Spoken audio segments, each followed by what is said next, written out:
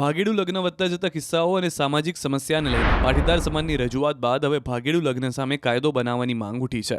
પાટીદાર સમાજની માંગ બાદ હવે રાજુલાના ધારાસભ્ય હીરા સોલંકીએ ભાગેડુ લગ્ન સામે કાયદો બનાવવા માંગ કરી. અખિલ ભારતીય કોળી સમાજના પ્રદેશ પ્રમુખ હીરા સોલંકીએ પાટીદાર સમાજ સાથે સૂર પુરાવ્યો અને કહ્યું છે કે દીકરા દીકરીના ભાગીને લગ્ન કરી લેવાના કિસ્સા અમારા સુધી આવે છે. મા બાપ રડતા રડતા આવે તો દુઃખ થાય. અમે આવું મારા સહિત અનેક સમાજમાં જોયું છે. જો લગ્ન મા બાપની મંજૂરી અથવા કોઈ સર્ટિફિકેટ સાથે કરવામાં આવે તો સૌને ન્યાય મળે. પાટીદાર સમાજે મુખ્યમંત્રીને મળી રજૂઆત કરી છે. તેની સાથે હું સૂર પુરાવું છું એમ પણ તેમણે ઉમેર્યું છે. અગાઉ ગાંધીનગરમાં પાટીદાર સમાજના અગ્રણીઓએ સરકાર સાથે બેઠક કરી માંગ કરી હતી. બેઠક બાદ દિનેશ બામણીએ કહ્યું હતું કે સરકારે કાયદો ઘડવાનું આશ્વાસન આપ્યું છે. આમ હવે ભાગેડુ લગ્ન સામે વિવિધ સમાજના આગેવાનો ખુલીને કાયદો બનાવવાની માંગ કરી રહ્યા છે.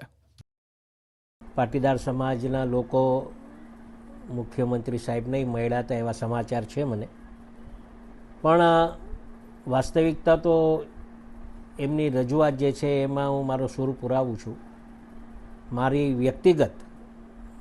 વ્યક્તિગત વિચારો એવા છે કે જે રીતે કોઈ પણ સમાજની દીકરી હોય, એ સમાજની દીકરી અચાનક જ લવ મેરેજ કરી અને જ્યારે બીજા સમાજના લોકો સાથે જ્યારે આવા લવ મેરેજ થતા હોય ત્યારે એના ઘણા કિસ્સાઓ અમારા સમક્ષ આવતા હોય છે.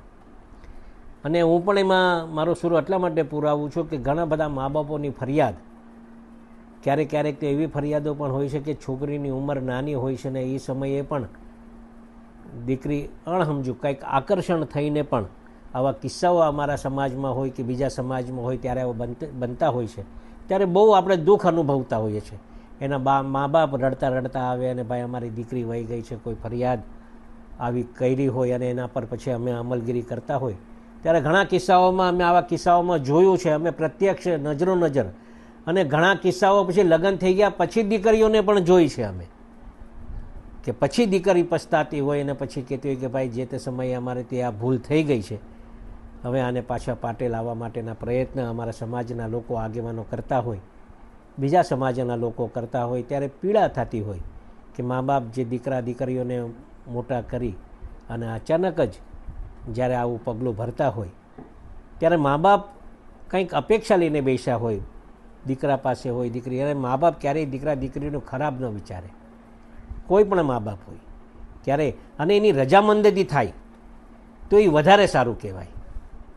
અને કોઈ મા બાપ એવું તો નથી કે દીકરા દીકરીઓ હેરાન થાય, અને એના કારણે હું પણ એમાં સૂર પુરાવું છું. અને કાયદો એવો બનવો જોઈએ કે મા બાપની રજા સિવાય કોઈ એફિડેવિટ કરીને પછી આ બધું થાય તો હું માનું છું કે આમાં સૌને સંતોષકારક ન્યાય મળે એવું મારું માનવું છે.